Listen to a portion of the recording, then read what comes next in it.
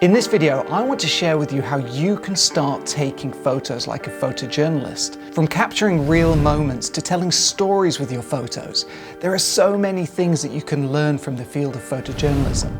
And I'm going to share with you some of my top tips to help you get started.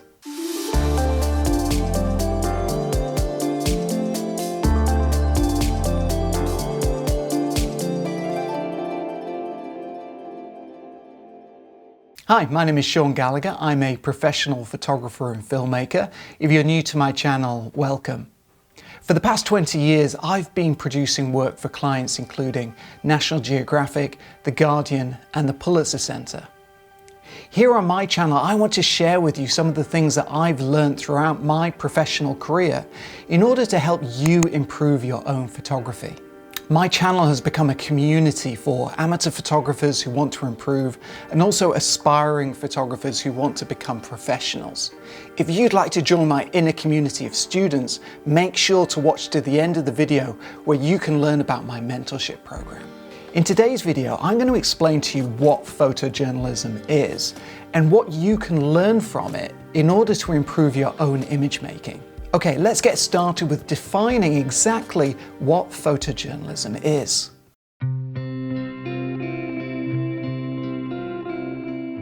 At its core, photojournalism is about capturing real moments and trying to tell stories, real stories, about important issues in our world.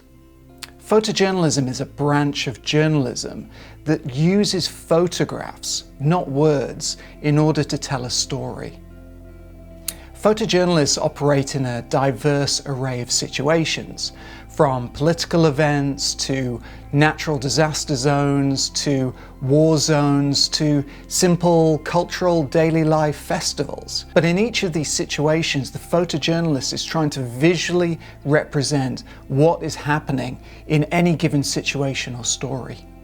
The main aim of the photojournalist is to use those photos to try to accurately represent the reality of the situation of that story. So they're trying to truthfully document and record what is happening in that specific situation. Ethical standards are really important in photojournalism because it's about building credibility in your images and building that trust between you and the audience who are viewing your images on the topic that you're covering. These are some of the main principles of photojournalism that we're going to be talking about a little bit more in this video. So let's go on to some of the key concepts about how photojournalists work and how they create their images.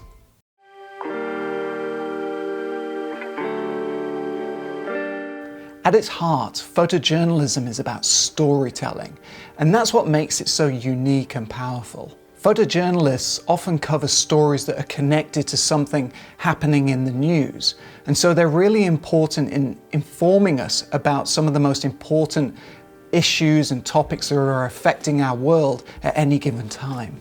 In my work, I cover stories surrounding the climate crisis and environmental issues. If you watch one of my recent videos about how to start a photo story, you'll have learned that I'm a big proponent of amateur photographers also working on their own photo stories as a way to improve their photography. Building images around a series or a story is one of the key principles of being a photojournalist, but you can also use that too in your approach to photography. All you need to do is look around in your community and try to find interesting ideas for stories or series of images. As you explore a topic, you find new angles about how to take photos and how to tell a story. And it helps push you to be more creative, more inventive, and it will improve your images. So next time you're out taking photos, think about what series of images or types of stories that you might be able to work on within your community, and you can start taking photos like a photojournalist.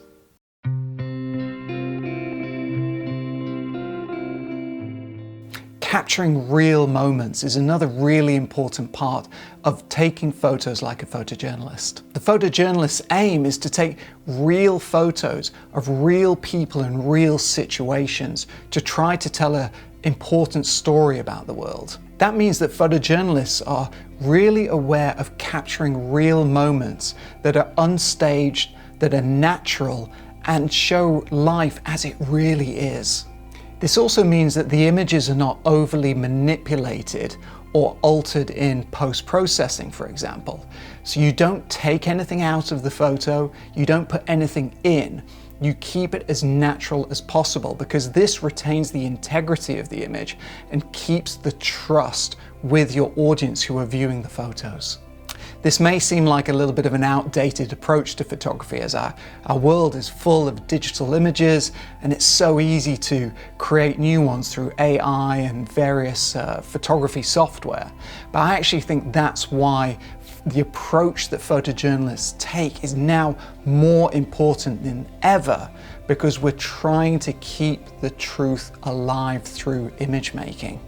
And actually, it's part of the beauty of this type of photography, is that we're capturing the world as it really is, and nothing is staged, nothing is created in digital software or using new technology.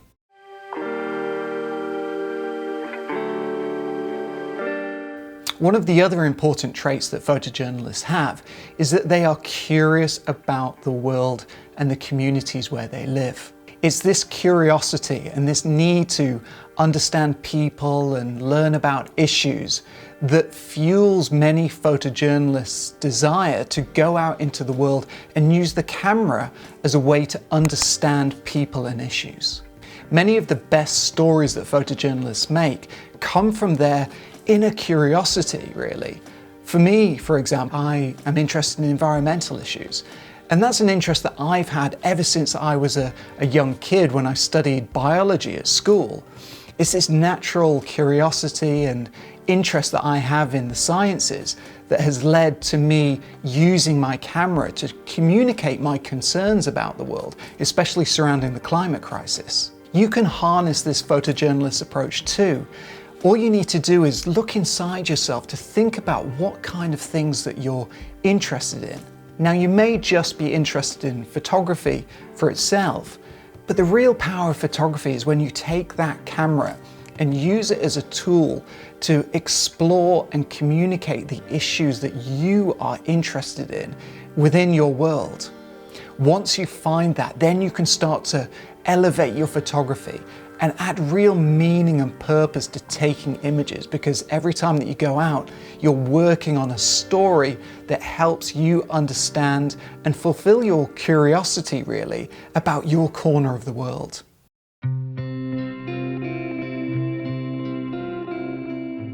Photojournalists are not just curious about the world, they're also acutely observant about what's happening around them in any given situation. This can take shape in a number of different forms. For example, being really observant about how people express their emotions, or it might be about looking for the different kinds of light in different situations that you find yourself in, or being really observant about how lines are playing within the scene that you're looking at, and how all of these things combine.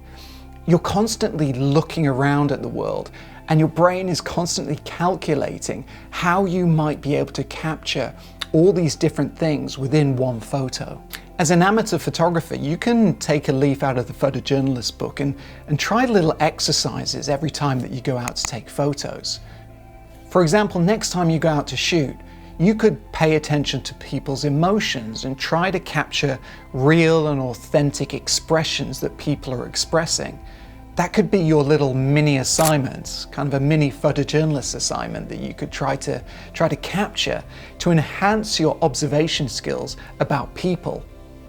Then the next time that you go out, you could focus on something like light and trying to play with light and be really observant about all the different lighting situations in different places that you go to. Being observant about all these different things is one of the key skills to help you start shooting like a photojournalist. You have to become obsessed with life, obsessed with people, with light, with color, with composition. But the first step in doing that is to be observant, is to be hyper aware of what's happening around you and look at the world with a sense of fascination and think about how you can use your camera to capture your little slice of the world.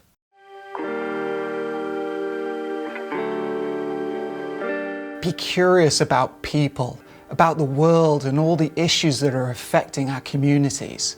And be really observant when you go out to take photos, to think about how you can capture emotions, play with light, play with composition, to make really interesting images. Once you start to take this approach, you're going to start creating images that have much more feeling, meaning, and impact, and really resonate with your viewers when they look at your photos. If you've made it this far in my video, I'd like to invite you to join my online communities. I have one on WhatsApp and one on WeChat. And within these communities, members share their photos and share their photo stories and get my feedback. To join the communities, all you need to do is download my ebook via my website and scan the QR code at the end of the ebook, and I'll invite you into the groups. If you want to really accelerate your photography's development, consider joining my mentorship program. When you join my mentorship program, you'll get one-on-one video calls with me each month, daily chat through your social media platform of choice, and you'll also get the opportunity to join my community of other mentees to learn more about how to develop your photography and your photographic storytelling. All the info about the ebook and the mentorship program can be found in the links in the description. Thanks for watching today's video. If you have any questions, please feel free to leave them in the comments section below, and I'll get back to you as soon as I can. If you enjoyed the video, don't forget to like and subscribe. I'll see you in the next video.